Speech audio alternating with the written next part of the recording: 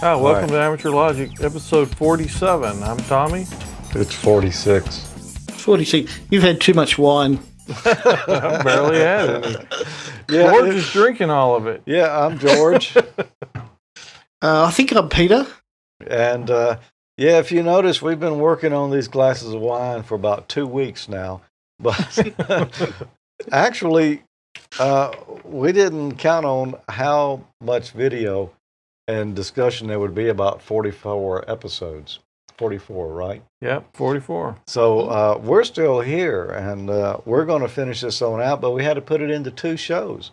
So let's enjoy it. Well, episode 27 was another Hamfest special. Yeah, and Jim and I found some nice stuff there. And, you know, we like to mod little things on Amateur Logic. I bought one of these. I bought one of those, too. Yeah, this one is yours, in fact. You want to tell folks what this is and how cool it is? I'll tell them how cool it is after you tell them what it is. Okay.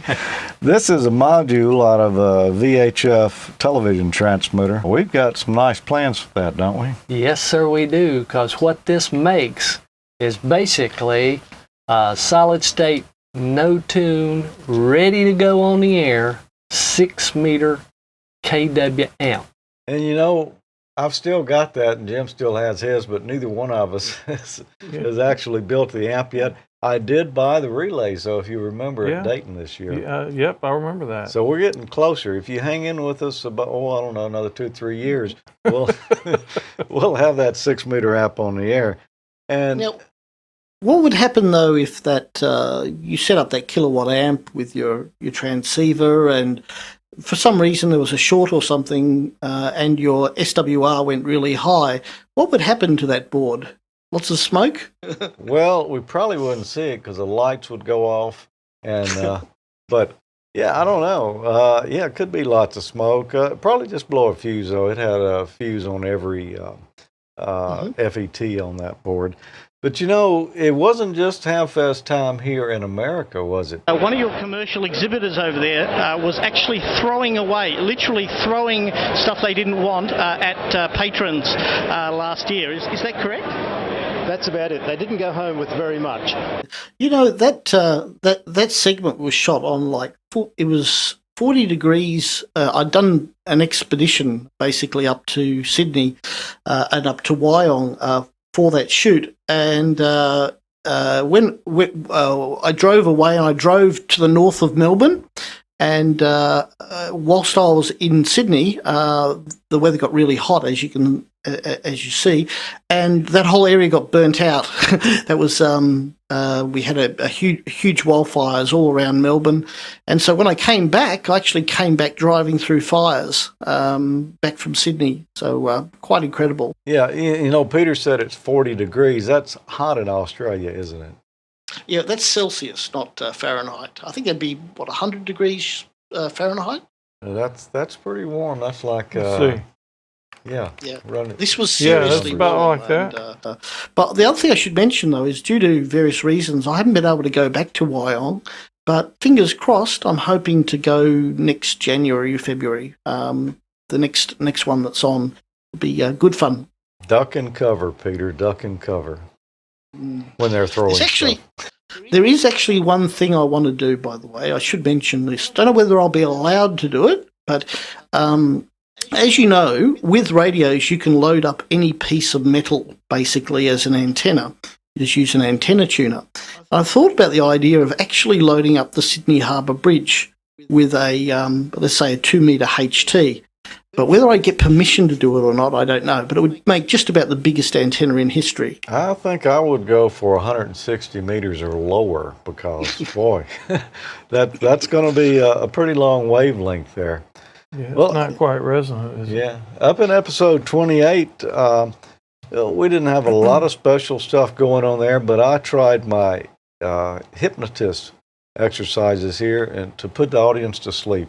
This segment is going to contain mostly drawings and charts, but I think if you can stay awake through it, when we're finished, you'll understand a lot more about radio receivers and what an IF is. That was good, huh? That was great. Yeah. I don't know. I think I must have been asleep when I recorded that.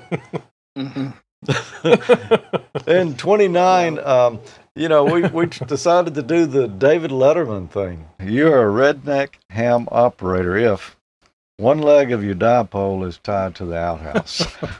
Needle nose pliers are needed to turn your transmitter on and off. Oh, man. 3, you paid more for your mobile antenna than you did for your wife's wedding ring. You pause for ID every 10 minutes while you were on your honeymoon. Your spouse says, "Honey, do you love me?" And your response is, "Roger, Roger, Roger."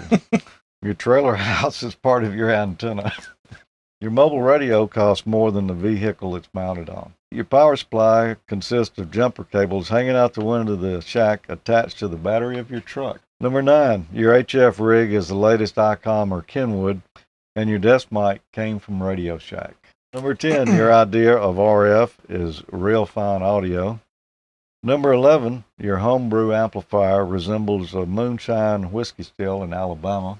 Number 12, your TV antenna and 10-meter beam are one and the same. And number 13, you own a linear amplifier but no lawnmower. What's wrong with that one? I don't understand. Yeah, top 13 there. That was good. I don't remember where that came from, but we gave credit to them in that episode. Oh, yeah. Yeah, they were good. Mm-hmm. Yeah. Yep. And apparently we must have taken a break because we're up to episode 30 and it's already another Hamfest. Oh, wow. Another 6-month hiatus. Yeah. We looked at new stuff this time. First product is a small 2-meter antenna. It's about 7.5 inches long, but it's within a dB or two of what a 3 or 4 foot whip would get you. Well, we ran into our good friend Tom Brown. It's good to see you. Hello. Yeah.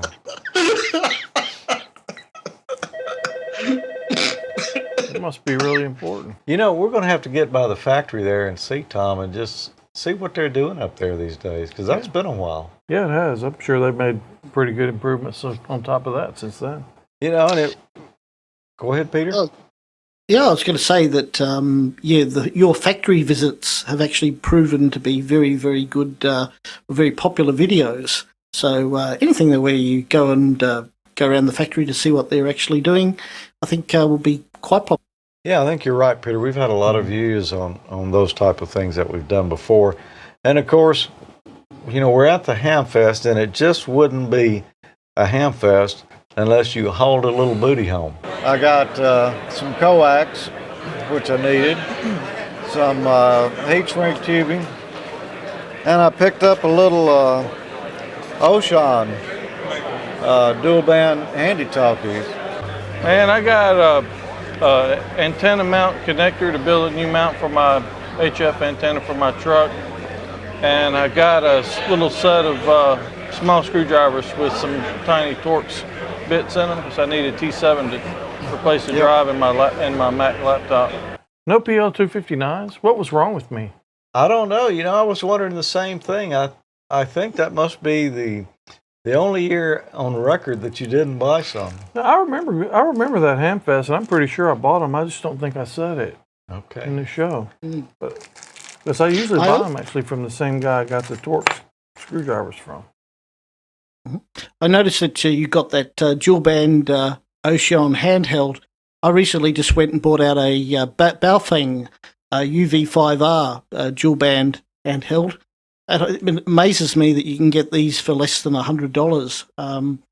I got the camouflage version because the radio inspectors here in Australia have been going around, and if you've got one of these, and some of these tune out of band, basically they can take them off you. But this one, though, I've actually programmed so that it's only within the amateur bands. It's pretty easy to do. Well, they'll never find that with the camouflage on it anyway. Yeah.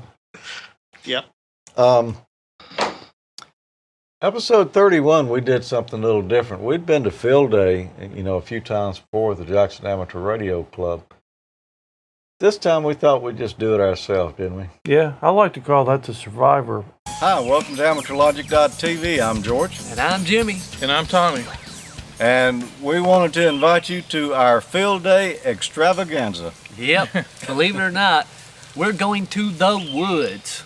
And I mean in the woods. Deep in the Seriously. woods. Yeah. Serious The woods. wilds of Mississippi. Yep. Off the grid. Yeah, we're not in a parking lot in a shopping center somewhere, Sleeping Well, on concrete pads under No. a pavilion. but at least it's Doggone cool out here. Yeah, given the temperature outside the woods in that pasture right adjacent to here, it's really cool. Yeah, we've got a lot of work to do, so let's get to it, guys. All All right. Let's do it. Well, you can't go out in the woods without doing a little hunting and fishing. That's right. And, Jim brought the heavy artillery. 3, All right, it's on to 5. 1. Much more success. Did you see how far I cast that apple with this fishing pole? I got a question here. Tell me, in Mississippi, which is not that far from Florida, do you have gators in the woods? Well, they're not in the woods. Not in the exactly. woods. They're usually in the swampy areas, but we got plenty of gators around here. Yeah. Oh. We didn't when we were kids here. Not really, hardly any in Mississippi. They just come in and, Really? yeah. Yeah. I Past didn't few move here decades. till I was about 19. Yeah. Yeah, you're an Alabama boy, aren't you? Yeah. Did you have gators in Alabama? I don't recall them. Yeah, I don't recall them here when I was a kid. And, you know, while we were there, we set up a pretty nice little site. Yeah, it was fun. This is basically a hayfield in an old garden, and we came to the edge of it. Cut us a little trail down into the woods. Found us a little level spot because this was on the side of a hill. We set up the canopy down on the level spot, and it's right near a gully. When we were setting up the 80-meter antenna, we discovered a cave in the side of the gully here. I don't know how deep it is. And I do see some prints down there on the ground, like something has been bedding in there. I don't know what, but fortunately it's not here at the same time we are. Well, at least you don't have to deal with the terrible wildlife that we have to put up with here in Australia.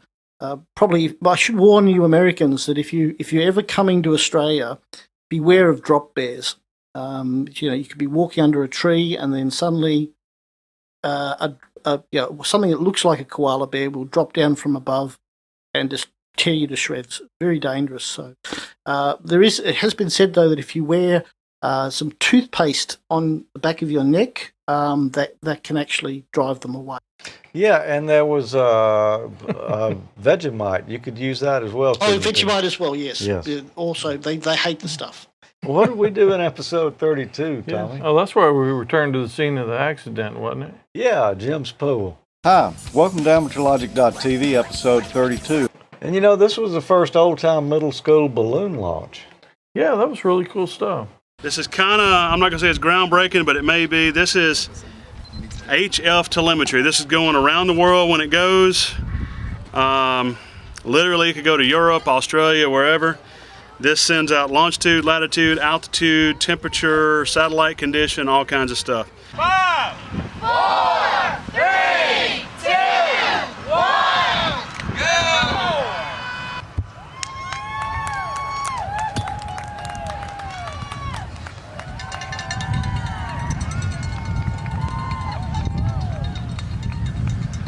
It's at 65,000 feet, so it's dropping. It is dropping, but not fast, so I'm not sure exactly what's going on with that. I have lost the ARPS data coming in on 2 meters.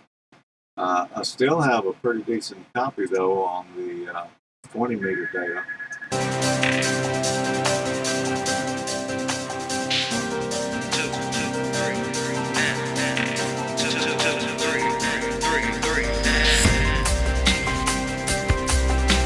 Yeah, those balloon launches sure look like a lot of fun. I'd love to see somebody actually get a Comtech ATV transmitter module and put one on a balloon and actually transmit down on, say, 23 centimeters, and you'd be able to watch, the video in real time, which would be really, really good.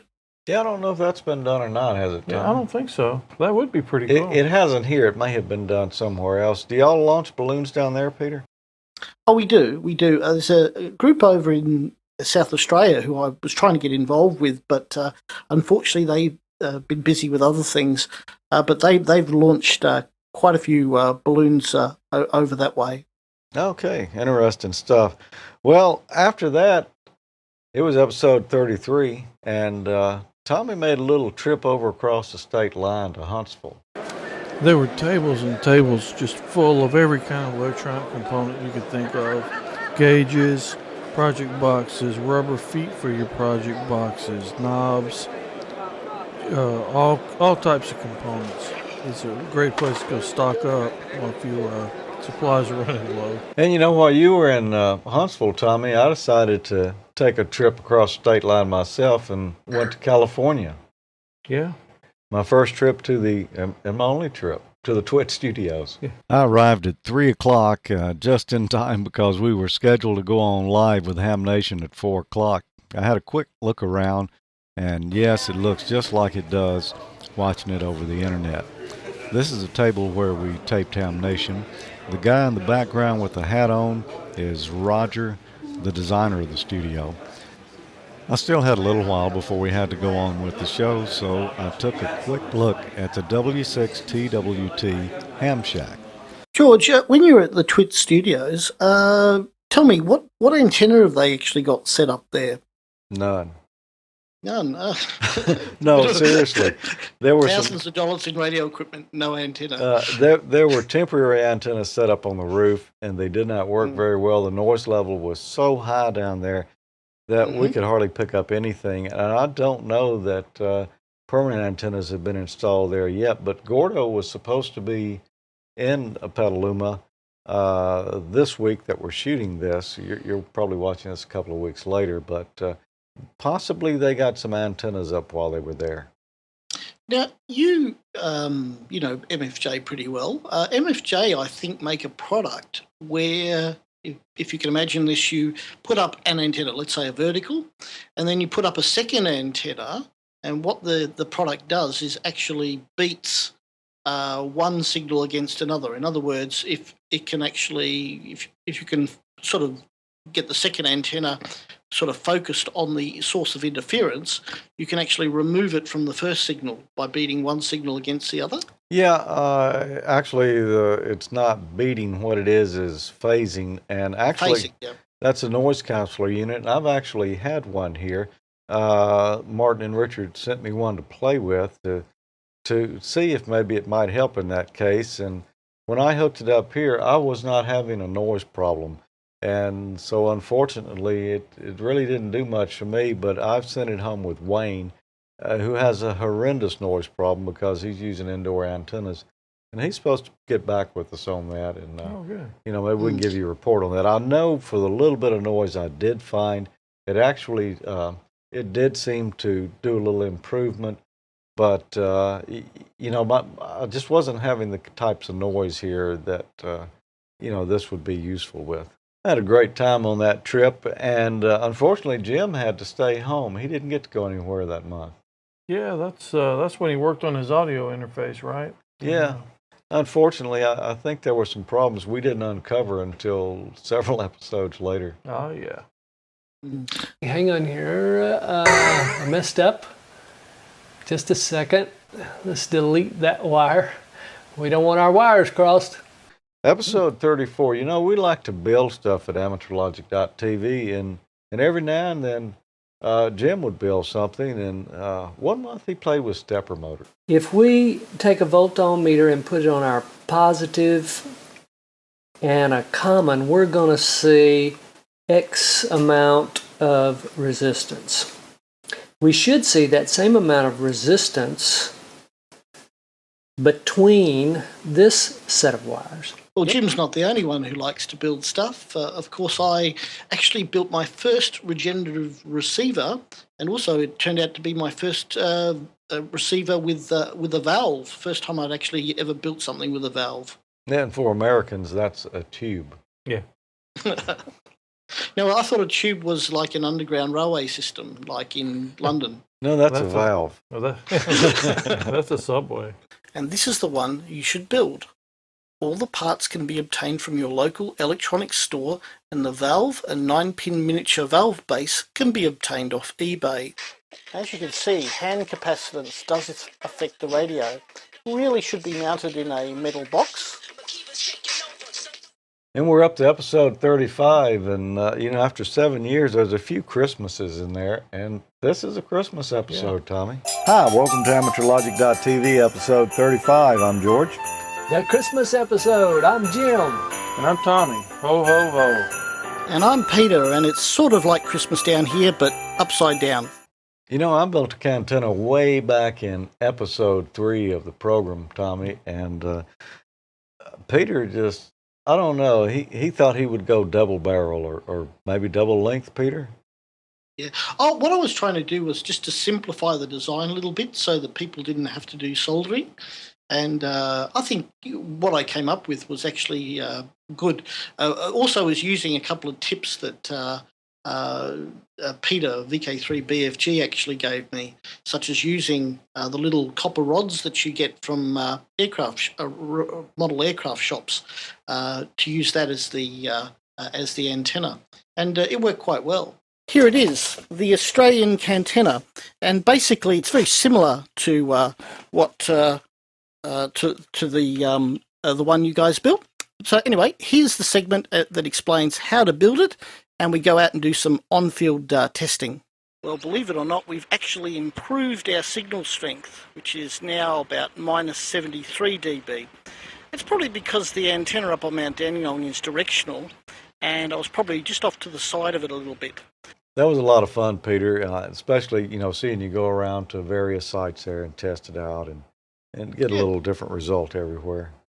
Well, it's handy having Mount Dandenong nearby. It's a nice high point with which to aim for.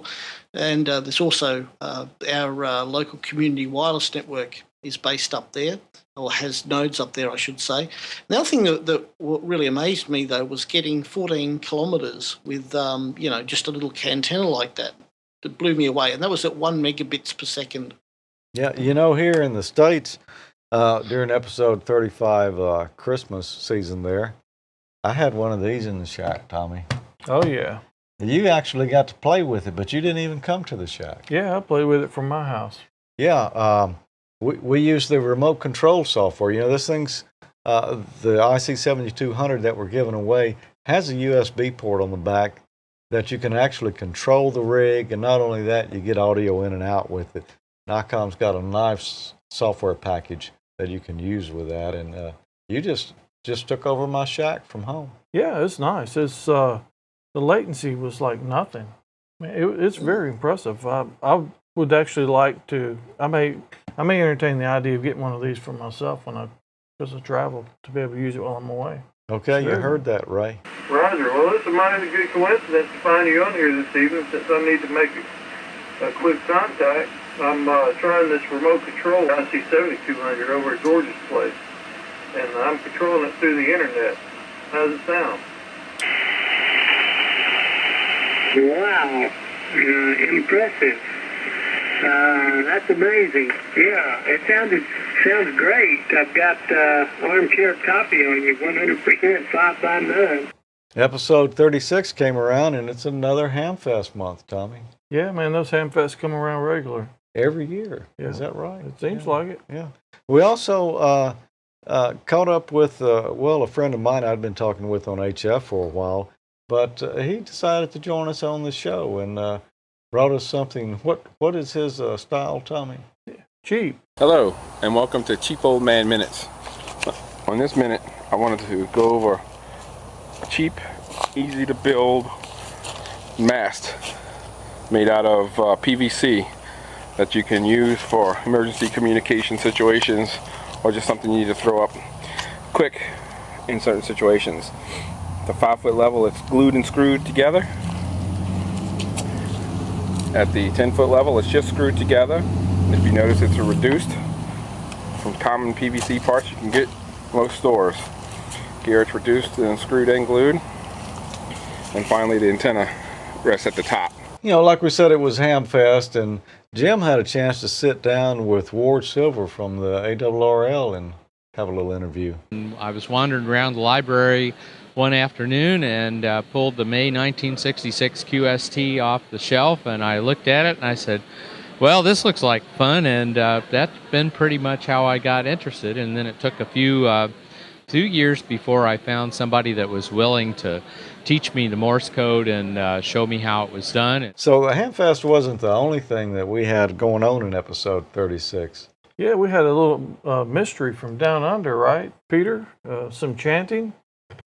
Oh yes, well, let's say from our region, there was a mysterious chanting being received on or about 7 megahertz from somewhere to the north of Australia, and it took a little while to track down what it actually was. Nobody's quite sure where it's coming from.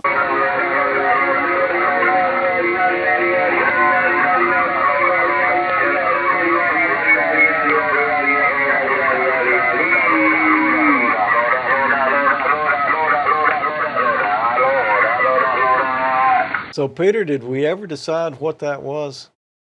Well, I've heard unofficially through various channels that this is what I think you would term racing, where two people try to outdo each other in terms of signal strength. Key down contest, yeah. Okay. Oh, right. I've never actually encountered that before in any form here in Australia, but how do you actually, in a key down contest, how do you actually measure who's got the stronger signal? Well, I've never participated in one. Yeah, me either. I've heard of them. I've heard them on the air. Yeah, but I think it's whoever gets heard, you know. Fair enough. Up to episode 37 already, and it's time for another balloon launch. We have our Cricket O-Knots that are going to be exposed as well. We're trying to see if they're exposed, what happens to them. We have a control group that we're also going to put some hot hands with to make sure they're nice and warm. They've got some extra oxygen from the vegetation, and we'll just see if there's any difference in them when they come back. 5, 4, 3, 2, 1, go! Let it go!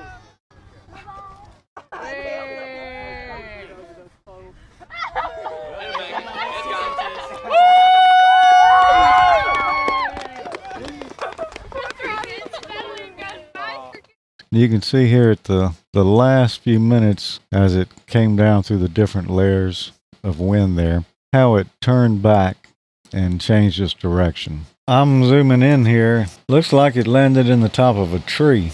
And it's up to the guys out in the cars now. Hey, look over there.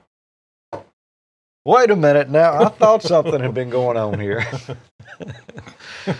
Oh, so the balloon launching the Cricket O-Knots. How did the Cricket O-Knots fare, Tommy? Man, those crickets, they lost their mobility. Their legs blew off. That's what I heard. I think one survived, maybe? Maybe.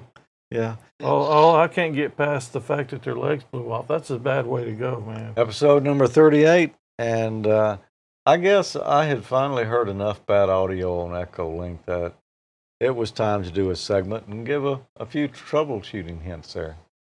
Yeah, that's some good information. And you need to be careful. You want the VU to show right about here where it's just barely beginning to show yellow.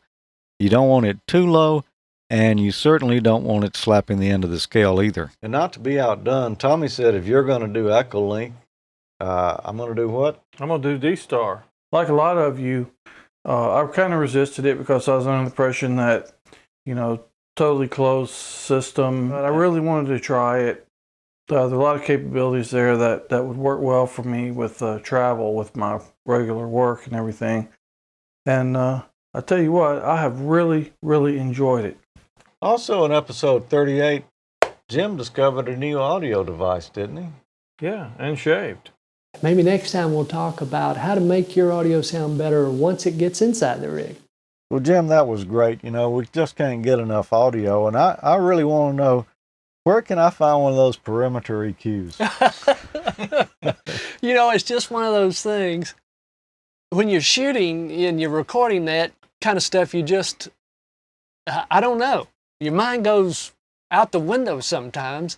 Because I've been calling parametric EQs all my life, except for that one moment. time. Yeah. I know what you mean. And it was pretty good how when you talk about how when the audio leaves your mouth or where it's going to go. Most of the time I'm concerned who's going to hear it and if it's going to get me in trouble. Yeah. Yeah. You know, Tommy, I never did find that perimeter EQ. Man, we're going to have to find out where Jim got that. Yeah. Up to episode 39, and let's see, that must have been April because I went to the NAB show and met up with our friend Randy Hall. Hi, Randy. Hi, George. Good to see you again. Yeah, it's good seeing you again. We first met where? At the Twit Studio Open House That's in right. August. Yeah. You came out for that, and I came down from Grass Valley, and we sat down in the living room set, I think, and shot a few minutes, and sure was, and I think I had my tripod crooked during that whole thing. Well, you probably haven't checked this one too closely either. No, we haven't. But we did check the audio, so we don't have buzz. Right, So. yeah. You could have just listened to 10 minutes of buzz here if we hadn't done that. Yeah, Randy, he produces a lot of ham radio material on YouTube. He sure does, and you know, we talked about a few of the people we saw there. Who else was here? Of course, we saw Leo. Yeah. We saw Kirk. We saw Julian, Hannah, Bob. Lynn, our producer, was here, as well as Alex, who does all the technical work. And the fellow with the red hair? Yeah, Chad. Chad, yeah. Yeah, Chad. You could see him from across the hall. Well, if you shoot him with, ultraviolet light, does it glow in the dark, I wonder? I think it just disappears. Disappears. I'm not sure. Stranger yet. Yeah. Old Chad with the disappearing hair. Yeah, that's pretty good. Yeah. I wonder if you could modulate Chad's hair. You might could. Not sure what wavelength you would need, but yeah, it was good to spend some time with Randy again, and we really appreciate him helping us out with that because you couldn't go this year. Yeah. And maybe another year. Maybe this coming one. Who knows? Yeah. I'd like to. I haven't been in quite a while. But you did make the trip in episode 40 when you and I jumped on the big silver bird. Yeah, to Dayton? Dayton Hamvention. Tommy and I are here at our first official ham stop after a trip to Budget Rent-A-Car in the hotel. And tell them where we are, Tommy. We are at Celebrations 2. This is the ICOM dealer dinner. Yeah, and looking forward to a big time tonight. What do you say we go on in and have a look around? Let's do it. Let's get something to eat, too. And we did get something to eat. I'm kind of hungry right now myself. And after we got through eating, of course, the best part. Is it just one? George, as it's spoken, Here's the A-team at work. that you can fix as possible. So no, not just one, George. Jeffrey, jump right in.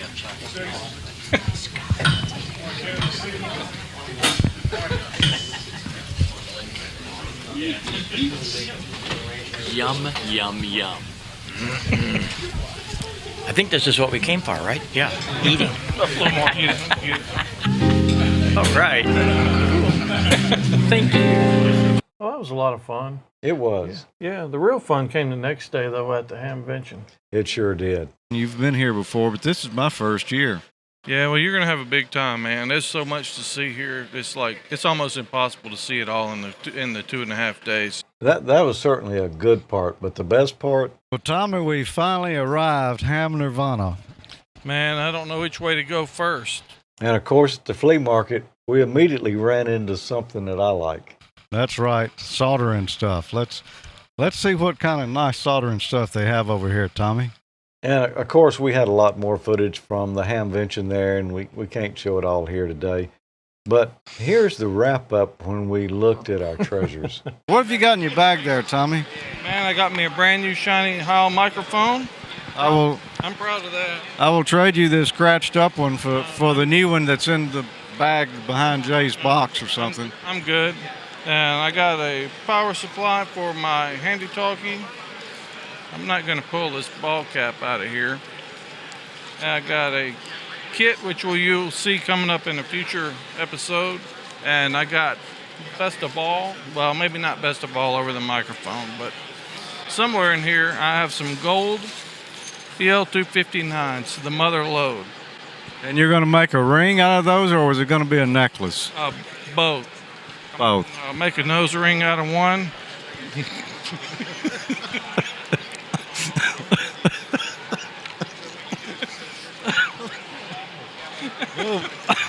We found the blooper. That might be going just a tad too far. Yeah. Are you just going to screw it in? I think that was one of the more classic moments of the show. What do you think, Peter? Oh, definitely there. Definitely, George. Yeah, we had a big time there. It was great, man. We got to go back next year. Yeah. Oh, yeah, no doubt. And, of course, we were into the summertime now. In episode 41, over the summer we built the new studio here. Yeah, this is nice. Now, this segment is being shot a couple of days after we recorded this episode of AmateurLogic.tv.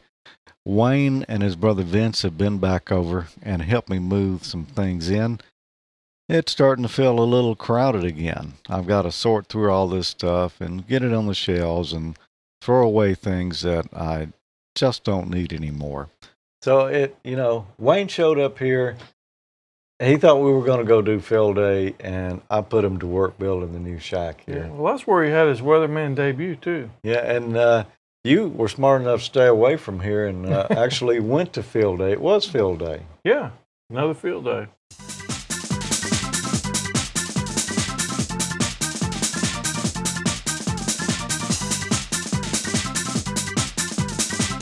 Not to be outdone, Peter just had to poke a stick at some of us. Oh, yes. I've got a Raspberry Pi, and chances are you don't. I already had mine, but I got my words a little confused here like I am right now. Peter, I know you've been having a lot of fun down there, and unfortunately, I've got what you've got, but have not had a chance to play with it yet. Tell us what you've been doing. That didn't sound right. No. That's absolutely good. We're going with that. You're not cutting that or taking that out. Yeah, I don't know. Sometimes you have these good ideas, and they just don't pan out when you open your mouth. Yeah, that was funny. In episode 42, Jim wasn't here, but we had a virtual Jim with us. Hi, welcome to AmateurLogic.tv, episode 42. I'm George. I'm Tommy. I'm Peter. And I'm Jim. In tune with the Dummy series, I decided to do a Raspberry Pi for Dummies. Not actually. I mean, I just showed you how you can get one started because the information is kind of scattered out there, and a lot of people don't like to read, and they can just watch this video and follow along at home and get their Pi booted up. So today, I'm going to show you from ground zero how to start to get your Raspberry Pi up and running. Yeah, just pretty much follow the video instructions and you're good to go, right? Pretty much. And, we had to do a little update with you, too. How'd that nose ring project come out? Yeah, it's painful. I had to give that up.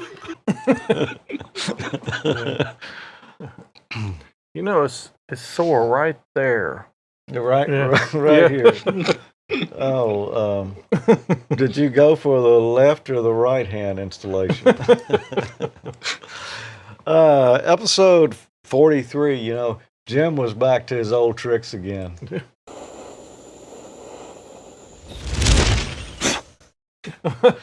Yeah, you never know. You get Jim and Fire together, and boy, you got a combination. You got a good show and a lot of views. Yeah.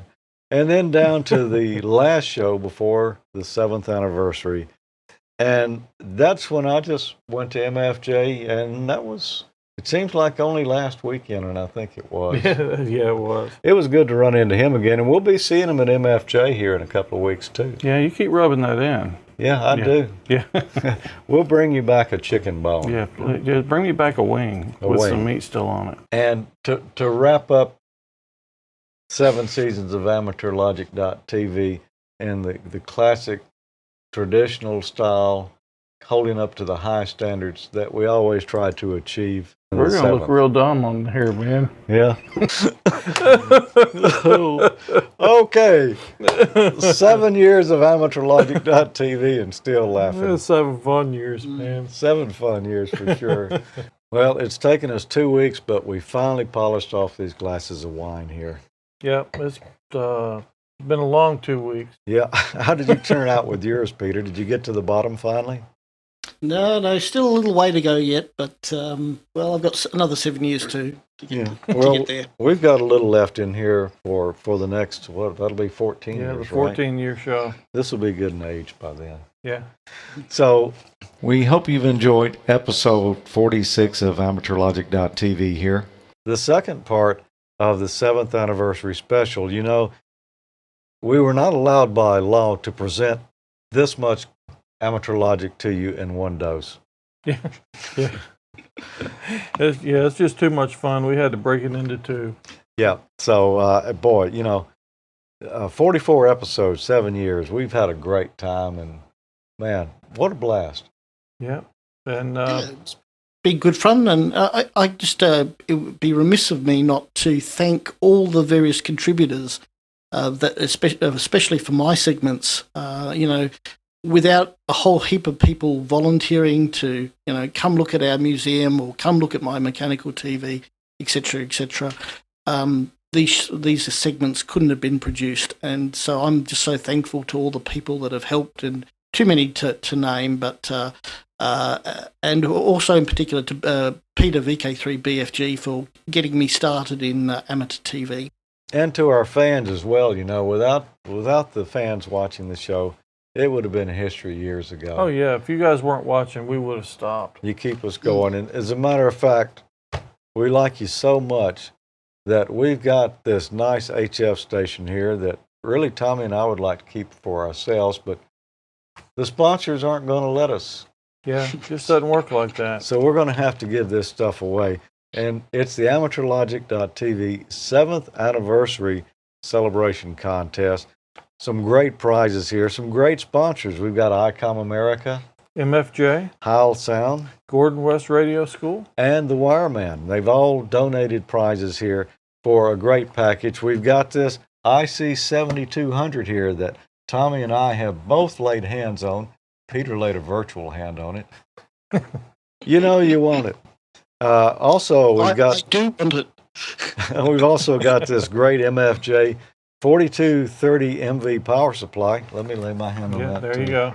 And we've got the MFJ 925 auto tuner. Yeah, you have to just settle for a finger down there. Well, yeah, okay. And we've got the cable that connects those two together, so you just pop one button on the front of the radio, bam, your antenna's tuned right up. Of course, you're going to need antennas. Absolutely. So we've got a 40-meter off-center fed dipole. We've got another one, don't we, Tommy? We do. We've got an 80-meter off-center fed dipole. Okay. You know, and this 80-meter one will work 80 and 40 meters. And the 40-meter one here will work 40, 20, 10, and 6. And we've also got a great microphone here to round out the package with. It's the Heil ICM microphone designed especially for ICOM rigs. And you're going to need some way to hook these antennas up. Yep. What have we got here? Man, we've got some RG 213 enhanced 213. Enhanced 213, 50 foot of it. Yep. Donation by the Wireman. By the Wireman. So you know it's good cable because everybody buys Wireman cable at the Hamfest. Yes, I do. At least, yeah, we do. I don't know if they have Wireman down under, but No, I'm not familiar with it myself, but then again, I don't tend to buy a great deal of cable. yeah, So. good stuff. And not to be outdone by all these manufacturers, Tommy and I are throwing in 2 PL259s apiece. Yeah, and you know how hard it is for me to give these up. You just don't know how hard it is. I had to pry those out of his cold dead fingers practically. To be eligible to participate, what's the rules there, Tommy? Excuse me. You must be a licensed U.S. amateur operating with a U.S. shipping address.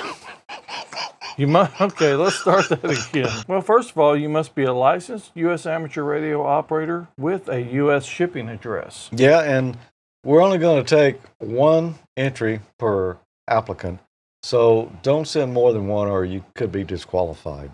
Mm-hmm. The winner is going to be responsible for any taxes incurred. And the winner agrees that we can use his or her call sign and name in any promotional or news items related to the contest. And contestants must not be an employee or affiliate of AmateurLogic.tv, ICOM America, MFJ Enterprises, Heil Sound, Gordon West Radio School or the Wireman. Yeah, so, as much as we'd like to keep this gear, looks like we can't. It's not going to happen. So let me get this right. In order to enter, I have to quit Amateur Logic, get a US shipping address, and become a US amateur, right? Yes, and you've got, that's Okay. pretty much it, Peter. Then But you're you in. can only enter one time now. And you've got to have all that done pretty fast. Yeah. Okay. So to enter, we want you to send us an email to contest2012@amateurlogic.tv with only your call sign in the subject line. Just your call sign, because we want to be able to sort these things out fairly and quickly. And in the body of the message, we want you to give us your name, your call sign, your class of license, and the address. Now, be sure to put your address in there because we need to know where to ship this. And if you don't put it in there, we will keep it. Yeah, we'll take it to my house. Submissions must be made between Monday, October the 15th, and Saturday, December the 8th of this year, 2012. Yeah, so that means somebody is going to have sent us stuff a nice HF station in their stocking this year. Yeah, it's going to be a great Christmas. Yeah, and the way we're going to select the winner is we're going to take all the entries, basically throw them all in a hat, and randomly draw out a winning entry. Now, if for some reason the entry that's drawn is determined not to be qualified, we'll just draw again. So, hey, very simple rules there. And tell all your other amateur friends that maybe, don't know about it. Well, maybe you don't want to tell them, so you've got better odds yourself. But for more information to get the full contest rules, visit amateurlogic.tv/contest. So great prizes. We appreciate everyone watching Amateur Logic for the last 7 years because, frankly, without you watching, Yeah, we would have stopped a long time we ago. would have stopped a long time ago. And I just remembered, we ought to talk a little bit about this rig here. Yeah, let's tell them a little bit about it. Yeah, I have the official wrong book here. How did I do that? Here's the right book. Oh, that was handy. Yeah, okay. The one thing, well, there are many things about this rig that you're going to like, but, it's got DSP features in it. And there's two different kinds of DSPs that are out there. There's DSPs that work on the AF section of the radio, which is the audio. And there's also DSPs that work on the IF section of the radio, which is prior to the audio, up around the AGC chain. This particular rig has the IF DSP, which is the type that you really want. And there's several reasons for that, because AGC loop management. If we go in and we tune out an offending signal with the IF DSP in this rig, then that signal is not going to affect the AGC. The AGC's automatic gain control that tries to turn the gain up and down of the radio depending on the strength of the signal. And sometimes if you've got a weak signal here and a real strong signal comes in and interferes with it, the radio just says, hey, I see a strong signal. It turns the gain way down to where you don't hear the weak signal at all. Well, the way this radio is built is that once you notch out or tune out, whichever method you use in the radio to eliminate that offending signal, the AGC is no longer affected by it. So when that strong signal comes in, the weak signal doesn't take a dive. It stays right up there, so you get to hear it. Nice. And they call that AGC loop management. Digital IF filters are also built into here, so you can adjust the bandwidth of the radio, which means you don't need to buy external or extra crystal filters to go in this radio. The IF filters that are built in here work in the IF via DSP, and they'll get those edges of your passband just as sharp as you need them. So no need to rely on expensive mechanical filters. And also, this radio has twin passband tuning, and I think that's an ICOM exclusive. And what it allows you to do is shift the bandwidth that you're receiving off of the primary frequency. So if you're right here, there's a signal right here beside you that's real strong. A lot of times if you've got your bandwidth wide on your radio, you'll hear this little irritating chirping sound. come in while you're trying to receive. And a lot of radios, you can go in and you can narrow up that bandwidth so that you don't hear that signal. It's sitting out here on the outside. But with a twin passband tuning, you just reach down there and grab one knob and just turn however much you want. You can shift what you're listening to around the frequency up and down a little bit, or you can just cut off one side of it. So plenty of options there to quickly eliminate those offending adjacent frequencies. Also, it's got manual and automatic notch filters in there because, if you're on a frequency and somebody starts tuning up on top of you, what do you got, Tommy? You got a loud whistle, don't you? Yep. These notch filters will just cut that out, and because of where they're located, they're before the AGC loop. So on some rigs, even though you have your notch filter on and you don't hear that whistle, what happens is what I said a moment ago.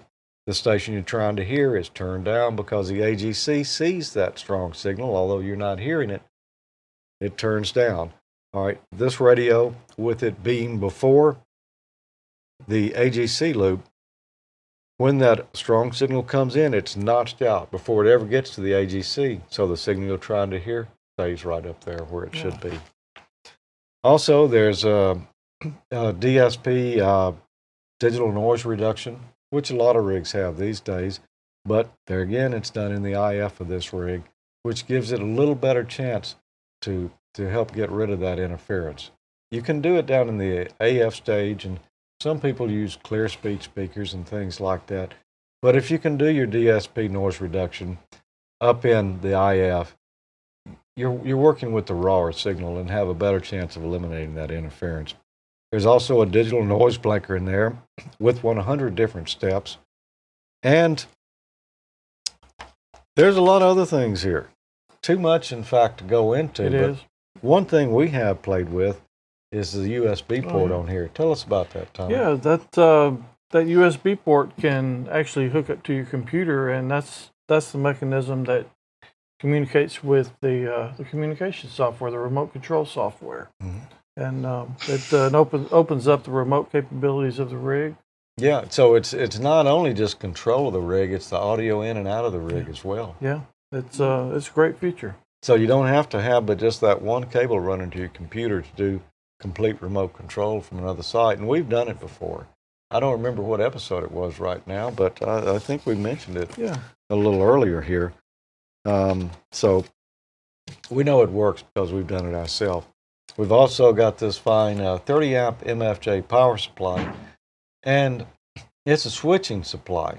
And with it being switching, that gives us a certain advantage when it comes to size and weight, doesn't it? Yeah, it does. It's about half the size of my 30 amp. Actually, it's a switching power supply as well.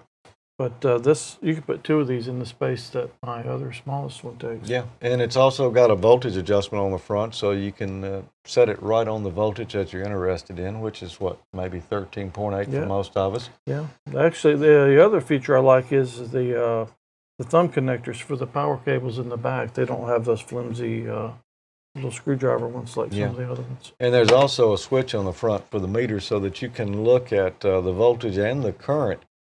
And, normally most folks might just look at the voltage on the rig or of their power supply and say, I'm good. But you really want to be able to look at that current if you can, because that gives you so many clues as to what's going on. If you know you're running 100 watts, that current meter ought to always come to the same position. Mm-hmm. If you see it going higher than that or lower than that, there's something going on. Also, if you just if you're on sideband and you just key up a rig with no modulation, there ought to be very little current draw because the rig really shouldn't be putting out power when there's no modulation. There might be a little bit from noise in the room, but if you see that current go up pretty good when you've just keyed your mic, you've probably got RF coming back into your signal somewhere, and that'll give you a good hint. And below that power supply over there, of course, what do we got over there, Tommy? It's a MFJ 925 auto tuner.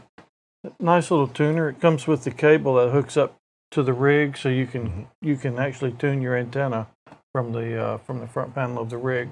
Yeah, just one button there, and that's a lot quicker than using a manual tuner. I know Tommy and I both use manual tuners in our base stations, but I do have an auto tuner in the truck connected to my ICOM rig, and file one button and I'm tuned, and that really saves you a lot of time. And particularly if you're not familiar with tuners, well, I wouldn't discourage you from using a manual tuner, but an auto tuner can certainly get you on the air a lot quicker. And when you do band changes and frequency changes, you know, it's so much quicker as well. Yeah, it's real easy. Also, the other prizes here, of course, we got to have antennas. So we've got these legal limit MFJ off-center fed dipoles, the 80-meter version, the 40-meter, 20-meter, 10-meter, and 6-meter version. We've got coax that's easily going to get that 1,500 watts up there to those antennas, although we're not giving you a linear now. But your coax and your antennas are linear ready. This is, you know, the RG213 enhanced from Wireman Industries. And, you know, if you don't want to sit here and do this while you're talking, Tommy, what have we got for you? Yeah, we've got a nice Heil ICM microphone with the cable that hooks right up to the ICOM rig. This microphone is actually designed for ICOM. Gives it a little extra audio. It's got a little extra gain coming out of it that's, you know, specially designed to match ICOM rigs. And also one other prize that we've got here, and that's, you know, this is an HF station. What if it happened to go to a technician? Yeah, if you're a technician, you don't have HF privileges, right? So you're going to get a general class study guide for Gordon West Radio School. Yep. So you can upgrade. Gordo's going to get you licensed or upgraded. And if you're a general, what are we going to do? Yeah, you'll get an extra study guide. So a great upgrade. And if you're an extra? Yeah. The old pat on the back. The old pat on the back works. Congratulations. Yep, congratulations. You're already there. And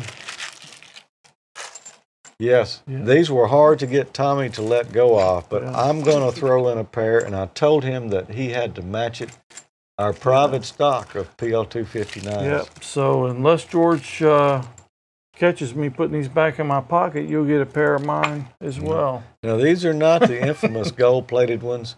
We've decided that Tommy needed to hang on those for the those were used. You probably don't want those. All right, everyone. Thanks for being here for AmateurLogic.tv episode 46. Send us an email to contest2012@AmateurLogic.tv. You can look up those rules, AmateurLogic.tv/contest. And Tommy, have you got one final word for our audience tonight? Yeah. I also want to tell them to catch us on the Facebook group. If you're not a member of our Amateur Logic Facebook group, find us on there and follow us on Twitter at Amateur Logic. That's good information. Yeah. Peter? Well, it's been fun 5 years, and hopefully we'll keep on producing. We'll get ourselves up to episode number 50, and then we'll head for episode number 100 in the longer term. Okay. And it's been great. It's been a lot of fun. And again, thanks to everybody who's contributed to all the various segments along the way. Yeah, and thanks for everyone for watching. We'll see you again next month. 73. 73.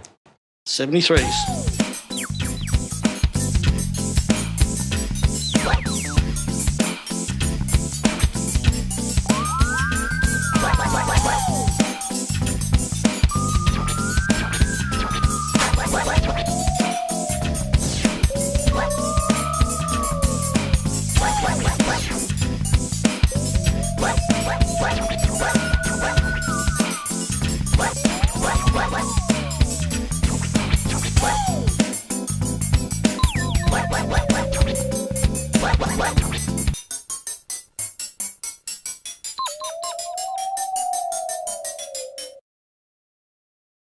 You must be a licensed U.S. amateur operating with a U.S. shipping address. You must. Okay, let's start that again. All right, let me just say that again.